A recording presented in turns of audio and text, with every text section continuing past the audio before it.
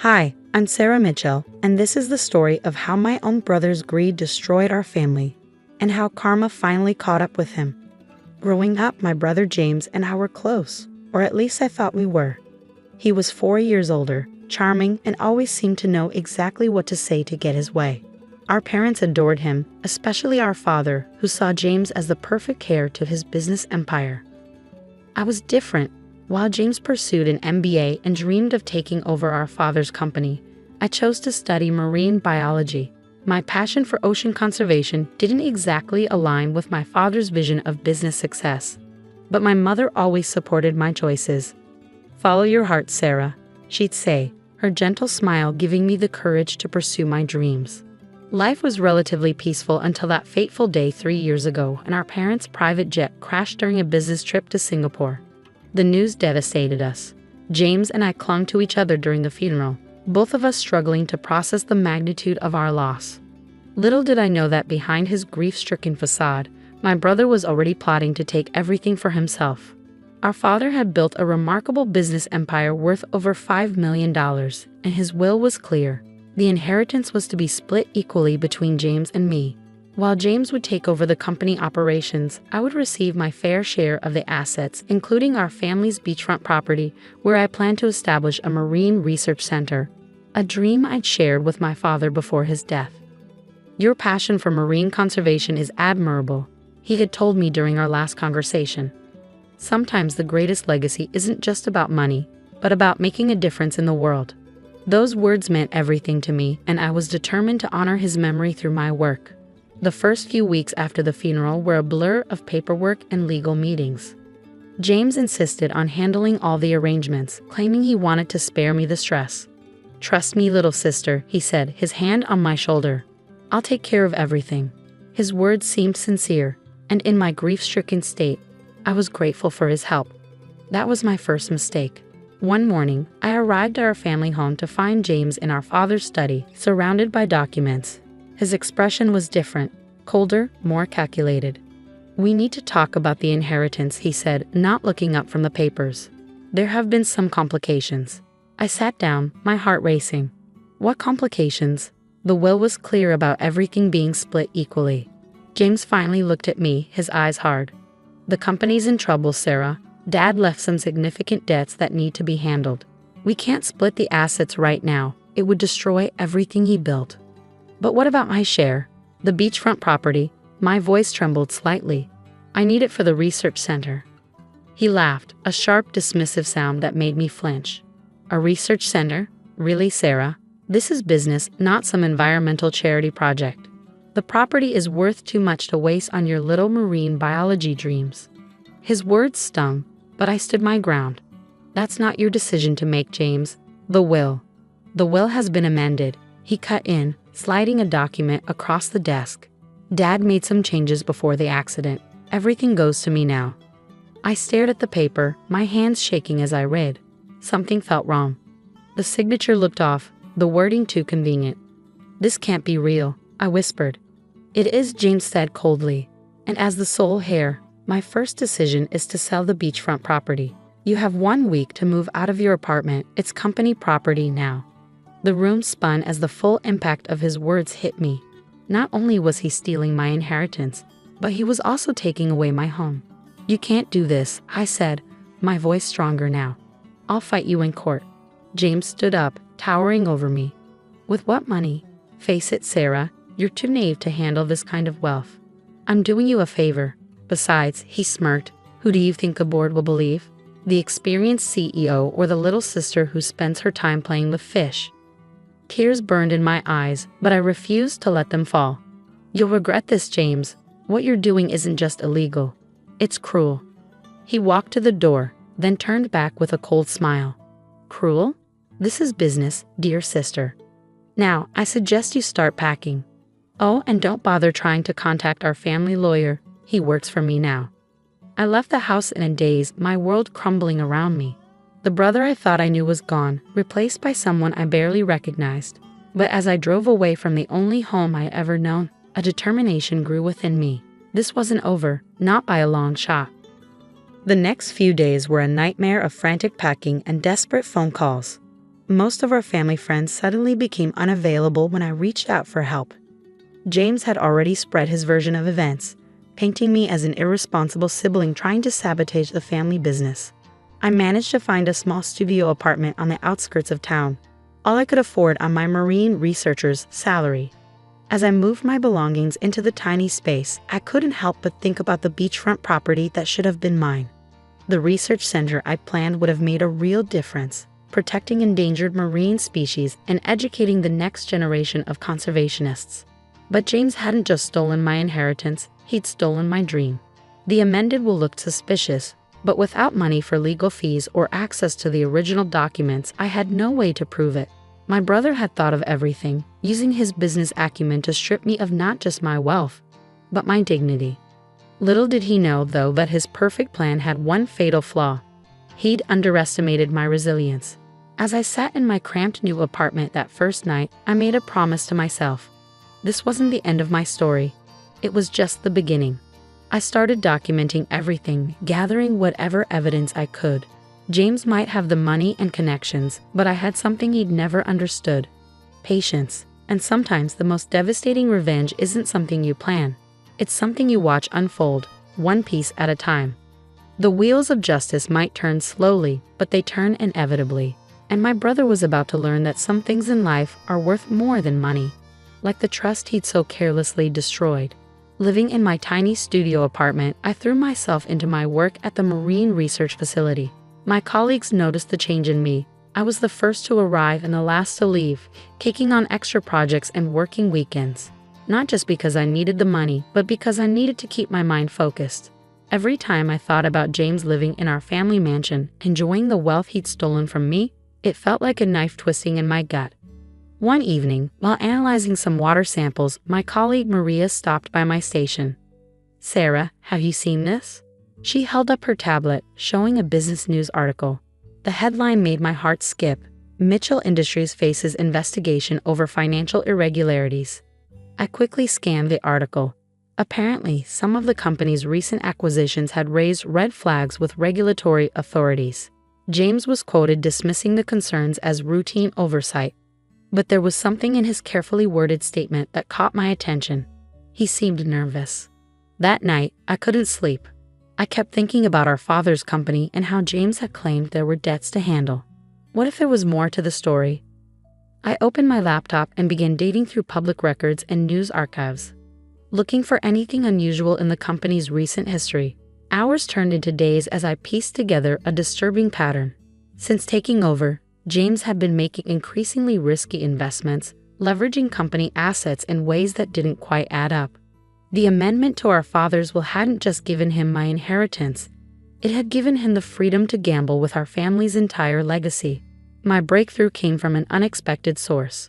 One morning, I received an email from Patricia, our father's former secretary. She'd been let go shortly after James took over, but she'd kept copies of some interesting documents. "Your father would be heartbroken to see what's happening," she wrote. "Maybe these will help." The attachments confirmed my suspicions. James hadn't just forged the amendment to the will. He'd been cooking the company's books for months before our parents' death. The debts he'd mentioned were real, but they were his doing, not our father's. He'd needed my inheritance to cover his tracks and keep his scheme going. With trembling hands, I called Robert Chen, an old family friend who happened to be one of the city's top forensic accountants. "This is serious, Sarah," he said after reviewing the documents. "If what these numbers suggest is true, your brother's not just committing fraud, he's built a house of cards that could collapse any day." I felt a mix of vindication and sadness. What should I do? "Be careful," Robert warned. "James won't go down without a fight. Let me make some discreet inquiries. In the meantime, document everything and don't let him know you're onto him." The next few weeks were tense. I maintained my routine at the research facility while Robert worked behind the scenes. James, meanwhile, seemed to be living his best life. Social media showed him at charity galas and business functions, always with a practiced smile and his trophy wife, Victoria, by his side. Then came the day that changed everything. I was leaving work when I got an urgent call from Robert. "Sarah, you need to see this. Can you come to my office now?"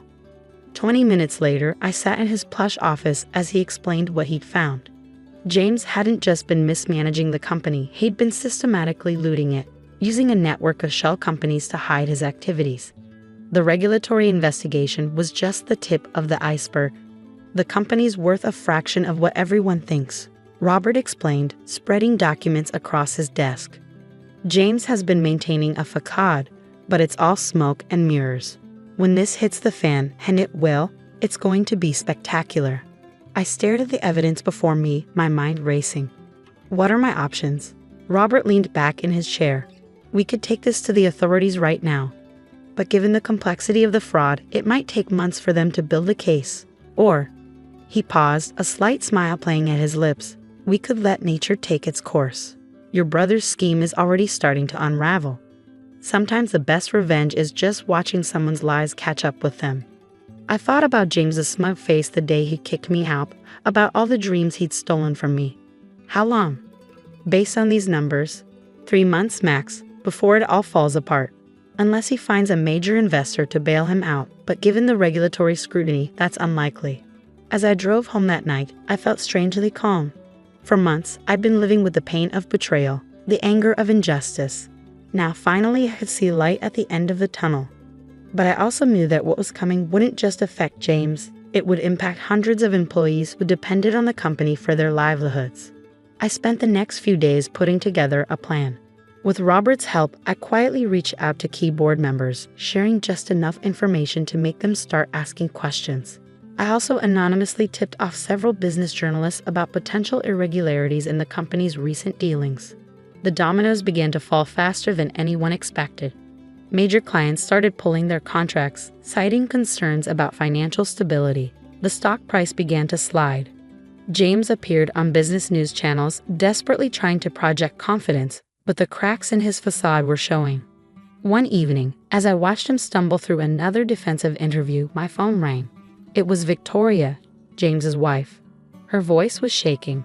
Sarah, I know we've never been close, but something's wrong with James. He's acting erratic, drinking constantly.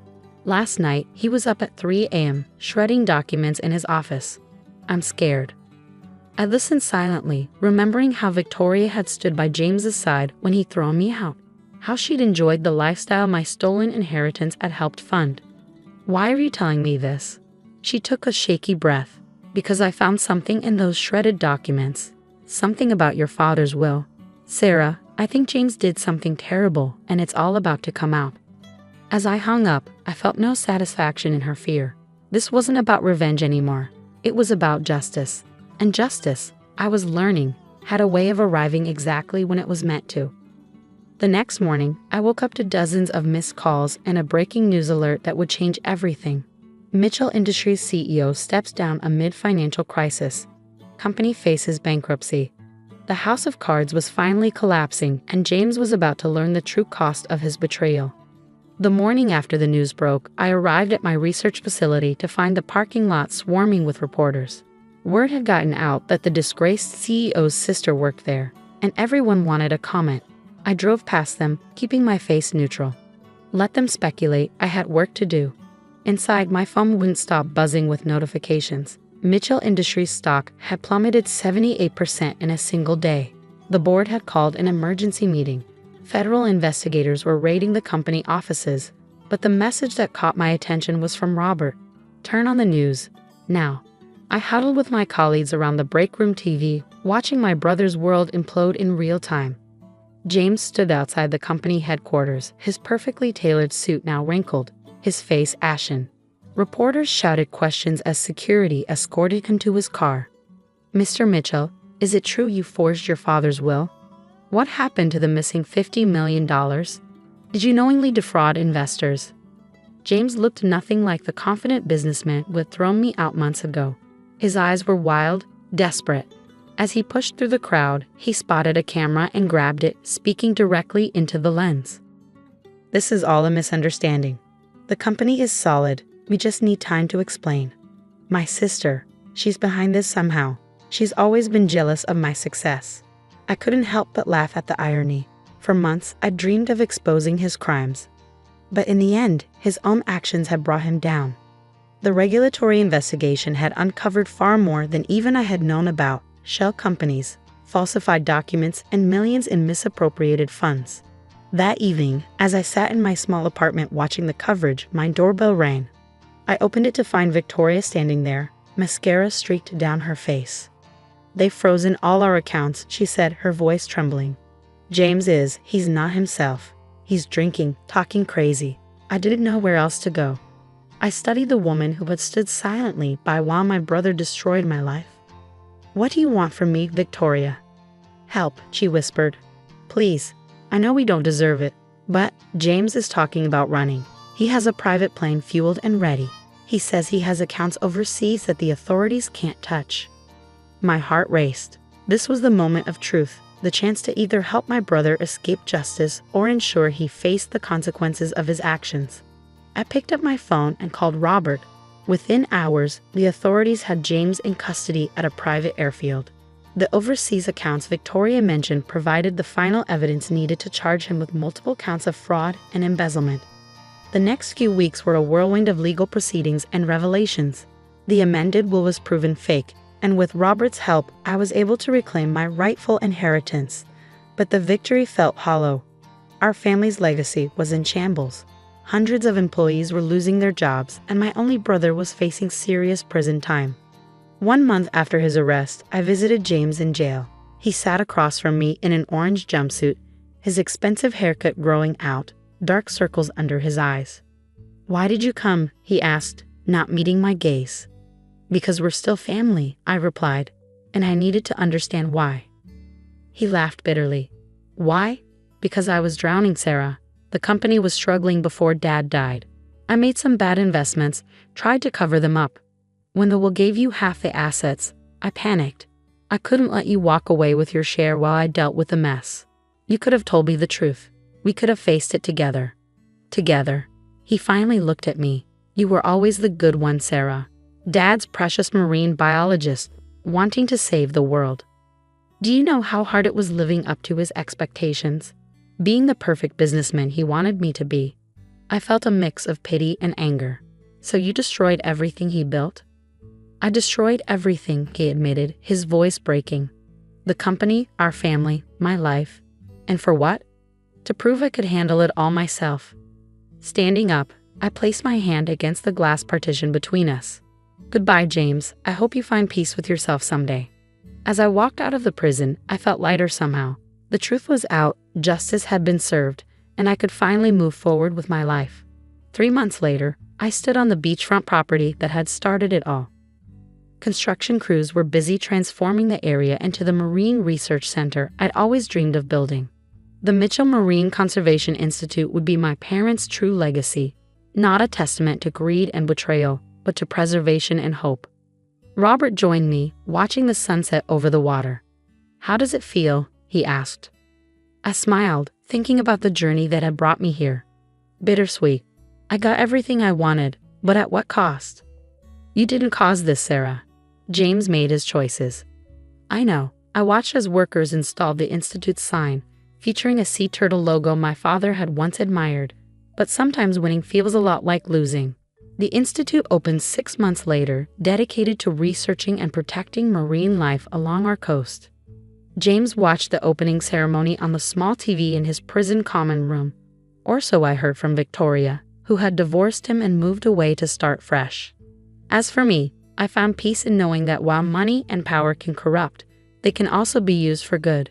My brother's betrayal had taught me that true wealth isn't measured in dollars or property. It's measured in the impact we have on the world around us. Every morning, as I walk into the Institute and see young researchers passionate about marine conservation, I think about my father's last words to me about making a difference in the world. In the end, that's exactly what I did, just not in the way any of us expected. The Mitchell name now stands for something different in our community, not the cautionary tale of corporate greed and family betrayal that made headlines, but a symbol of environmental stewardship and redemption. And maybe that's the greatest revenge of all, not destroying my brother's world, but building something better from its ashes.